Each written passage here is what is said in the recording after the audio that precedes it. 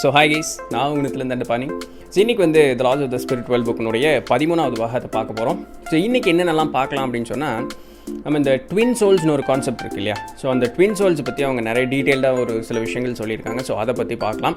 அடுத்தது வந்து இந்த ஆன்மாக்கள் கூட தொடர்பு கொள்வது, இல்லை ஆன்மாக்கள் கூட பேசுகிறது அப்படிங்கக்கூடிய அந்த ஒரு விஷயம் நம்ம ஒரு பயமுறுத்துகிற விஷயமாகவே நம்மளை வந்து சின்ன வயசுலேருந்தே சொல்லி வளர்த்திட்டாங்க. அது ஏதோ இந்த மந்திரமாயம் பண்ணுறவங்க, இல்லை இந்த கெடு வேலைகள் செய்யக்கூடியவங்க, ஸோ அந்த மாதிரி ஆட்கள் தான் வந்து இந்த ஆன்மாக்களை பயன்படுத்துவாங்க. நார்மலாக இருக்கவங்க வந்து அந்த மாதிரிலாம் பண்ண மாட்டாங்க. ஸோ இந்த மாதிரி ஒரு மிஸ்கான்செப்ஷன், ஒரு தவறான ஒரு புரிதல் வந்து நம்மகிட்ட இருக்குது. இளம் வயதிலிருந்தே இந்த மாதிரி சக்திகள் இருந்தாலும் கூட அதை வந்து பெரியவங்க சொல்கிறத கேட்டு நம்பி அந்த சக்தியில் இழந்த ஆட்கள் வந்து நிறைய பேர் இருக்காங்க அப்படிங்கிறதையும் அவங்க வந்து சொல்கிறாங்க. ஸோ இதெல்லாமே இன்றைக்கி பார்க்கலாம். அப்படி ஆன்மாக்கள் கூட பேசுகிறதுக்கு முற்படும் பொழுது என்ன மாதிரி ப்ரொசீஜரை நம்ம ஃபாலோ பண்ணிக்கணும் அப்படிங்கக்கூடிய அந்த ஒரு விஷயத்தையும் அவங்க சொல்கிறாங்க. ஸோ இதெல்லாம் தான் இன்றைக்கு உண்டான வீடியோவில் பார்க்கலாம். ரைட். ஸோ ஸ்கிப் பண்ணாமல் கடைசி வரைக்கும் பாருங்கள். நீங்கள் என்ன நினைக்கிறீங்கன்னு சொல்லிட்டு கீழே கமெண்ட் பண்ணுங்கள். உங்களுக்கு இந்த நம்ம வீடியோஸ் நம்ம சேனலுக்குள்ளே அப்படி சுற்றி பார்க்குறீங்க, ஏதாவது ஒன்று பிடிச்சிருக்கு அப்படின்னு சொன்னால் ஃப்ரெண்ட்ஸ் அண்ட் ஃபேமிலிக்கு ஷேர் பண்ணுங்கள், மறக்காமல் சப்ஸ்கிரைப் பண்ணுங்கள், லைக் பண்ணுங்கள். ரைட். சரி, இது சொல்லி ரொம்ப நாள் ஆகிப்போச்சு. ரைட். சரி.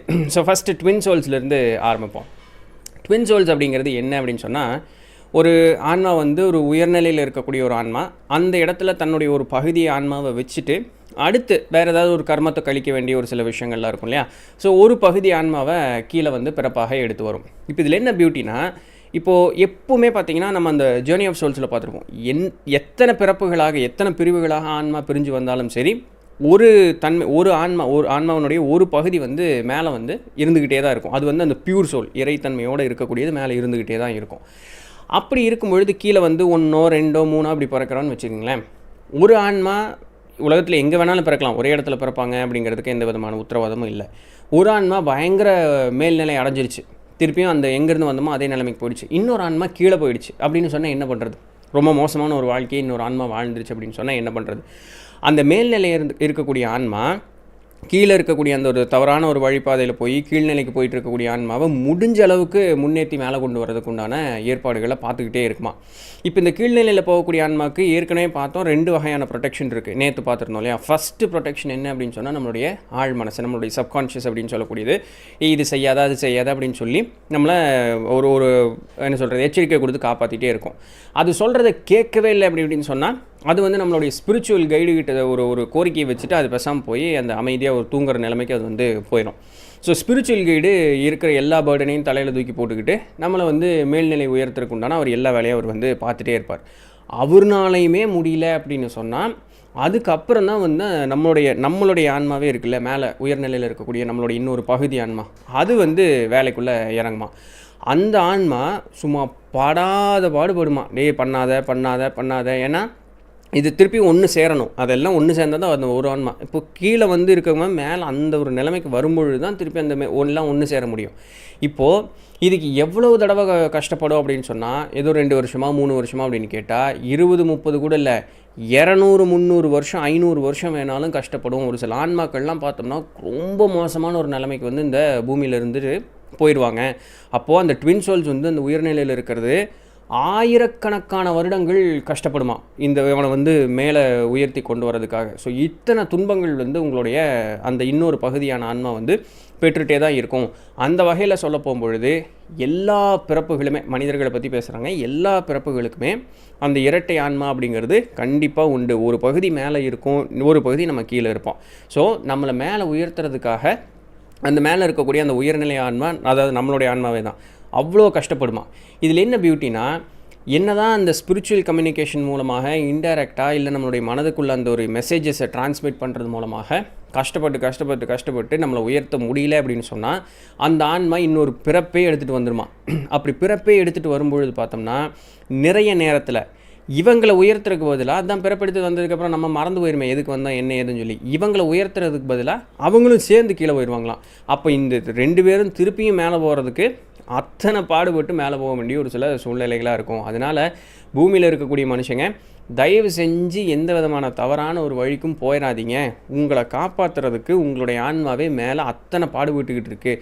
ஒருவேளை உங்கள் கூட வாழ்க்கையில் வாழ்ந்துட்டு இருக்கக்கூடிய ஒருத்தன், நீ இதை பண்ணாத அதை பண்ணாதே, இது தவறு, இந்த மாதிரி செய்யாத அப்படின்னு சொன்னால், அது ஒரு வேளை உங்களுடைய ஆன்மாவே வந்து உங்களை காப்பாற்ற முடியலைங்கிறதுக்காக தானே பிறப்பெடுத்து வந்ததாக கூட இருக்கலாம்.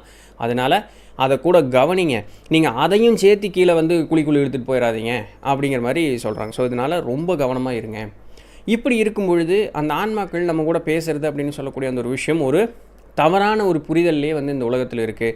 யாருக்குமே வந்து என்ன ஏது அப்படிங்கக்கூடிய விஷயம் தெரியாமல் முதல்ல அறகுறையாக உங்களுக்கு அறிவு இருக்கிறதுனால நீங்கள் வந்து அடுத்தவங்களுக்கு உங்களுடைய அறகுறை அறிவை வந்து முழு அறிவுன்னு நினச்சிட்டு அடுத்தவனுக்கு போதிக்கிறதுக்கு போகாதீங்க. முதல்ல நீங்கள் 4 விஷயத்தை தேடி படித்து தெரிஞ்சுக்கிட்டு அதுக்கப்புறம் முழு அறிவு கிடைச்சதுக்கப்புறம் அடுத்தவனுக்கு பேச போங்க. ஏன்னா ஆன்மாக்கள் வந்து தொடர்ந்து பூமியில் இருக்கக்கூடிய மனிதர்கள்கிட்ட தொடர்பு கொண்டுக்கிட்டே தான் இருக்குமா. அங்கே நல்லது கெட்டதுன்னு இல்லை, பொதுவாக ஆன்மாக்கள் தொடர்பு கொண்டுக்கிட்டே தான் இருக்கும். ஏன்னா மனிதன் தன்னிச்சையாக அவனுடைய வாழ்க்கையில் முன்னேறணும் அப்படின்னு முற்பட்டான் அப்படின்னு வச்சுங்களேன், அவனுக்கு வந்து பல 100 பல 1000 வருஷம் வந்து தாண்டி போயிருக்கு. எல்லாத்தையுமே அனுபவத்தின் ரீதியாக பார்த்து தான் வந்து அவனால் கற்றுக்க முடியும். அதற்கு ரொம்ப காலம் எடுக்கும். அப்படிங்கிறதுனால அந்த காலத்தை குறுக்கிறதுக்காக நம்மளுடைய ஸ்பிரிச்சுவல் கைடாகட்டும், இல்லை நம்மளுக்கு விருப்பப்பட்ட, அதாவது நம்ம ஏதோ ஒரு பிறவையில் ஒரு காதலியாக இருந்திருக்கலாம், மனைவியாக இருந்திருக்கலாம், அப்பா அம்மாவாக இருந்திருக்கலாம், நண்பர்களாகவோ இல்லை சகோதரர்களாகவோ சகோதரிகளாகவோ ஏதோ ஒன்று நம்மளுக்கு ரொம்ப விருப்பப்பட்ட வேண்டப்பட்ட ஆண்மக்கள் மேல்நிலையில் இருக்காங்கன்னு வச்சுங்களேன், அவங்க முதல் கொண்டு பாடுபடுவாங்களாம். நம்மளுக்கு அந்த மெசேஜஸை டிரான்ஸ்மிட் பண்ணிகிட்டே இருப்பாங்க. எனக்கு என்னமோ தெரியலைங்க, என்னமோ தோணுதுங்க, இது வேண்டாம் அப்படிங்கிற மாதிரி இருக்குங்க, இல்லை அதை செய்யலாம் அப்படின்னு இருக்குங்க. இது எல்லாமே அவங்க நம்மளுக்கு கொடுக்குற மெசேஜஸ் தான். செய்கிறா, எது செய்யாதரா, வேணாண்டா. ஸோ அந்த இது ஸ்பிரிச்சுவல் கைடு கூட சேர்ந்து இவங்களும் நம்மளை வந்து அத்தனை இது பண்ணுவாங்களாம். அப்போது ஆன்மாக்கள் இல்லாமல் மனிதனால் தன்னிச்சையாக அவனுடைய வாழ்க்கையில் முன்னேறது அப்படிங்கிறது வந்து ரொம்ப ரொம்ப கஷ்டம். வாய்ப்பில்லைன்னு இல்லை, ரொம்ப ரொம்ப கஷ்டம். அதனால் ஆன்மாக்கள் பேசுவது இல்லை ஆன்மாக்கள் கூட பேசுகிறது அப்படிங்கிறத ஏதோ ஒரு தவறான ஒரு விஷயமாகவும், ஆன்மாக்கள் அப்படிங்கிறது மோசமான விஷயம், ஒரு பயமுறுத்தக்கூடிய ஒரு விஷயம் அப்படிங்கிற ஒரு கற்பனையிலிருந்து வெளியே வாங்க. அப்படி கிடையாது. அது உங்களை ஏமாற்றி வச்சுருக்காங்க. யார் ஏமாத்துறா அப்படின்னு சொன்னால், இந்த மாதிரி விஷயங்கள் தெரிஞ்சிருக்கும் இல்லையா யாரோ ஒருத்தனுக்கு, அவனுக்கு இந்த மாதிரி நீங்கள் தன்னிச்சையாக உங்களுடைய வாழ்க்கையை முன்னேற்றி போயிட்டீங்கன்னா அந்த மாதிரி பெரிய ஆளுகளுக்கு வந்து நீங்கள் அடிமையாக இருக்க முடியாது. இவனை அறிவை வளர்த்தி விட்டுட்டோம் அப்படின்னு சொன்னால் அவனுக்கு கீழே இவனுக்கு அடிமையாக இருக்க மாட்டாங்க. அப்படிங்கிறதுனால அவனுக்கு எல்லா விஷயமும் தெரியும். உங்களை எந்த வகையிலையும் முன்னேறாமல் உங்களை அடிச்சு அமுத்திக்கிட்டே கிடக்கிறானுங்க. இது அவங்களே சொல்லியிருக்காங்க பாருங்களேன். அப்போது தயவு செஞ்சு அந்த மாதிரி ஒரு நிலைப்பாட்டுக்கு நீங்கள் போகாதீங்க. இப்போ எங்களுடைய அப்பா அம்மாவே எடுத்துக்கங்களேன். நாங்கள் விஸ்பி ராத்தூஸ் அவங்க சொல்கிறாங்க, நாங்கள் இறந்துட்டோம், எங்களுடைய அப்பா அம்மா ரொம்ப துன்பப்பட்டுக்கிட்டு இருந்தாங்க.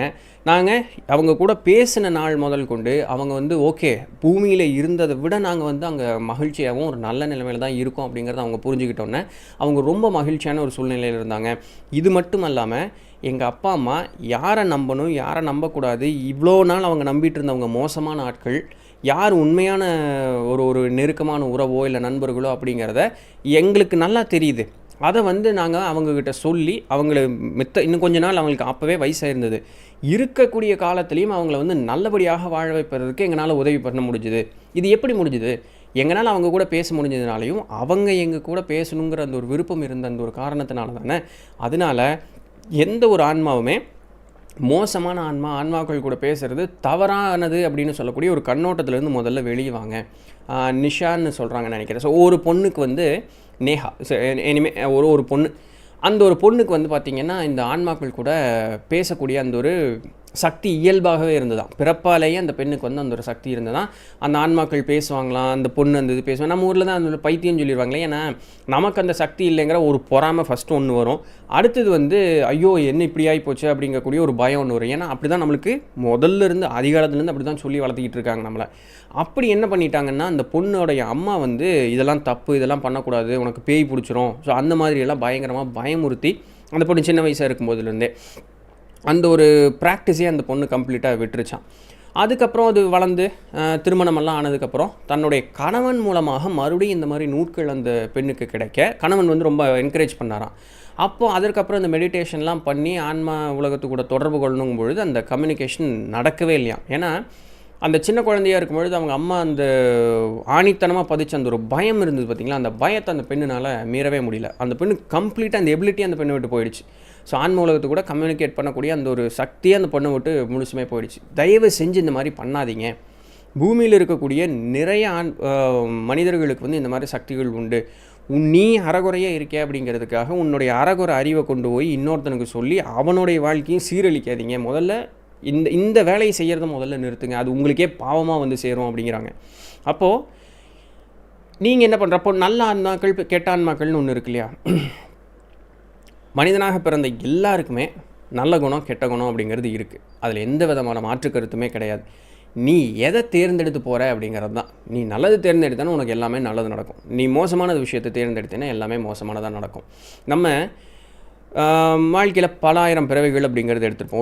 ஒரு சில நேரத்துலலாம் பார்த்தீங்கன்னா 200 பிறவைகள், 1000 பிறவைகள், 2000 பிறவைகள்னு எடுத்த மனிதர்கள்லாம் உண்டு அப்படிங்கிறாங்க. ஸோ அத்தனை 1000 பிறவைகள் எடுத்து நம்ம வந்து இவ்வளோ அனுபவத்தை இன்றைக்கி நம்மளுக்கு ஒரு அனுபவம் இருக்குது அப்படின்னு சொன்னால் இயற்கையாகவே நம்மளுக்கு ஒரு அனுபவம் இருக்கும், ஒரு உணர்வுகள் அப்படிங்கிறது இருக்கும். இதுக்கு நீங்கள் 100கணக்காவோ இல்லை 1000கணக்கான பிறவைகள் நீங்கள் வந்து முன்னாடியே எடுத்துருந்துருப்பீங்க. அத்தனை பிறவைகளினுடைய அறிவு தான் உங்களுக்கு இருக்கக்கூடிய இன்றைக்கி இருக்கக்கூடிய நீங்கள் அப்படின்னு சொல்லக்கூடியது.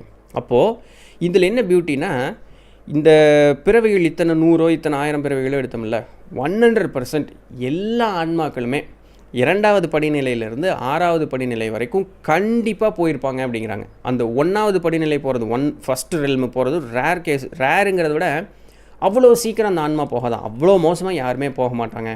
அப்படியும் ஒருத்தன் போகிறான் அப்படின்னு சொன்னால் அவன் மேலே வர்றதுக்கே பல 100 வருஷம் பல 1000 வருஷம் ஆகி போயிருமா. பல வருஷங்கிறத விட அத்தனை பிறப்புகள் வந்து அவன் எடுக்க வேண்டிய ஒரு சூழ்நிலையாக போயிருமா. ஸோ ஒன்றை விட்டுட்டு சராசரியாக 2வது படிநிலையிலேருந்து 6வது படிநிலை வரைக்கும் கண்டிப்பாக எல்லாருமே போயிருந்திருப்போம். ஸோ அந்த பய உணர்வு அப்படிங்கிறது நம்மளுக்கு தெரியும், அந்த ஒரு மகிழ்ச்சி உணர்வு அப்படிங்கிறது நம்மளுக்கு தெரியும். இயற்கையாகவே நம்மளுக்கு வந்து அது தெரியும். பிகாஸ் நம்ம எல்லாத்தையும் பார்த்துருந்துருப்போம்.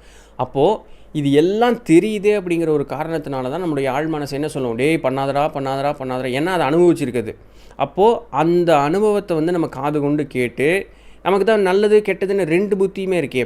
கெட்டது பக்கம் போகாமல் நல்லது பக்கம் போய் மேலே முன்னேறி போகிறதுக்குண்டான முன்னேறி போகிறதுக்குண்டான வழியை தான் பார்க்கணுமே தவிர திருப்பியும் கீழே போகிறதுக்குண்டான வழியை பார்க்கக்கூடாது அப்படின்னு சொல்கிறாங்க. அப்போது இந்த மாதிரி அப்போ சரி, நீங்கள் ஆன்மா கூட பேசுன்னு சொல்கிறீங்க, மேல்நிலை அடையணும்னு சொல்கிறீங்க, நல்லதை இது பண்ணணும்னு சொல்கிறீங்க, ஆன்மாக்கள் எங்கள் கூட பேசுன்னு சொல்கிறீங்க, இதெல்லாமே நான் ஒத்துக்கிறேன்.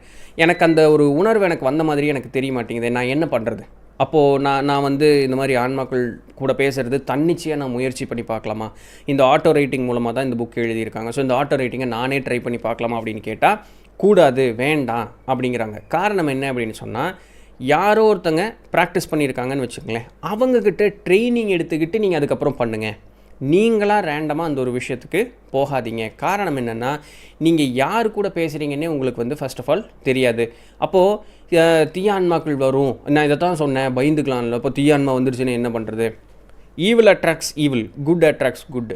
உன் மனசு அழுக்காக இருந்து நீ மோசமானவனாக இருந்தேன்னா ஆப்வியஸ்லி மோசமான ஆன்மாவை தான் நீ அட்ராக்ட் பண்ணுவ, மோசமான ஆன்மா தான் உங்கள்கிட்ட வரும். அது அவனை நல்லவனாக காட்டிக்கிட்டு உன்னை வந்து தீய வழியில் கொண்டு போய் விட்டுரும். ஏன்னா அது கம்பெனிக்கு அப்போ தான் நீங்கள் செத்தேன்னா திருப்பியும் அந்த கீழ்நிலைக்கு போவில்லை. ஸோ நீ மோசமானவனாக இருந்து உன்னுடைய எண்ணங்கள் மோசமானதாக இருந்ததுன்னா மோசமான ஆன்மா தான் உங்கள்கிட்ட வரும். நீ தூயவனாக இருந்து உன்னோட எண்ணங்கள் சரியாக இருந்ததுன்னா நல்ல ஆன்மாக்கள் கண்டிப்பாக உங்கள்கிட்ட வரும். என்றைக்குமே நல்ல ஆன்மாக்கள் உன்னை கீழே போகிறதுக்கு விடவே விடாது. என்ன முயற்சி பண்ணியாவது உன்னை மேலே கொண்டு வரதுக்கு தான் பார்க்கும். இந்த இனிஷியல் ஸ்டேஜில் உனக்கு அந்த டிஃப்ரென்சியேஷன் தெரியல பார்த்தியா? இன்னொன்று, நீ எப்படிப்பட்ட மனோநிலையில் இருந்துட்டு நீ இதை பயிற்சி பண்ணணும், எந்த முறையில் பயிற்சி பண்ணணும் அப்படிங்கிறது உனக்கு தெரியல. ஸோ ரேண்டமாக நீ வந்து எடுத்து இது பண்ண ஆரம்பிச்சிடாத.